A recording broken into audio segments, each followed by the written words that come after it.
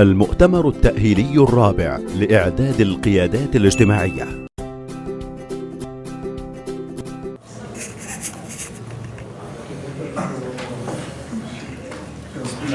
بعدها السلام عليكم ورحمة الله وبركاته. أيها الإخوة والأخوات، سررنا بمعرفتكم ولقائكم، ونقدم لكم مشروع القارئ الفعال باللغة الكردية بروجي خوينري كارا. هذا اللوجو.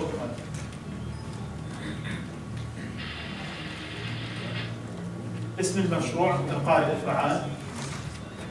شعار المشروع قارئ اليوم قائد الغد.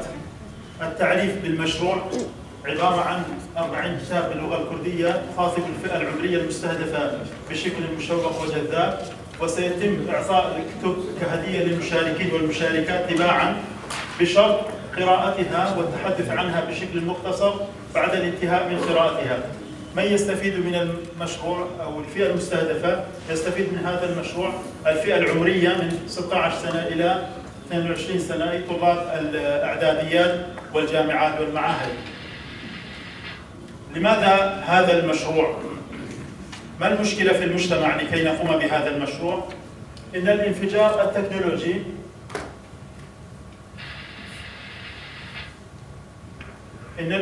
التكنولوجي وثورة الاتصالات والمعلومات أدت إلى تغيرات في مجالات الحياة المختلفة، وفي ظل هذه التطورات لم تعد الخطاب الديني في صورتها التقليدية تلبي كثيرا من المتطلبات المعاصرة، وخاصة الفئة العمرية المذكورة، لأن هذه الفئة أصبحت تبحث وتنتقي وتفكر وتمارس الأنشطة البحثية وتستقصي بنفسها، وقد أدت إلى حدوث السلوك الغير المرغوب فيه. ومن ناحية أخرى فإن هذه الفئة لها خصوصية، فإنها بحاجة إلى توجيه خطاب جديد، فهي لا تستمع ولا تنظر إلى الخطاب التقليدي، ولا يمكن احتوائهم في المراكز القرآنية، إذ أن نسبة من يلتحقون بهذه المراكز لا تصل إلى 10%.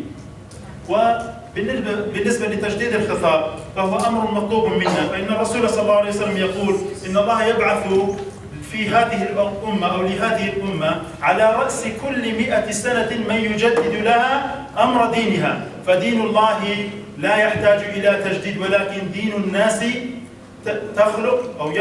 يحتاج إلى التجديد.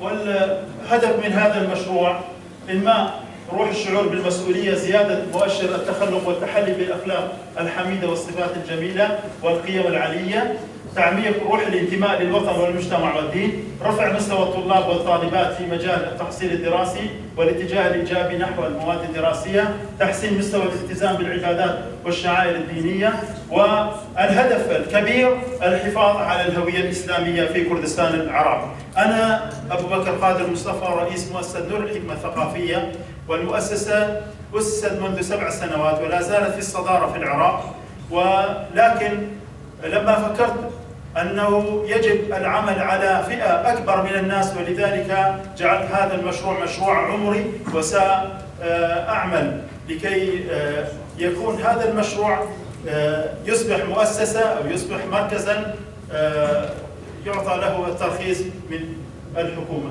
الآن أعرض لكم فيديو عن مؤسسة الثقافية.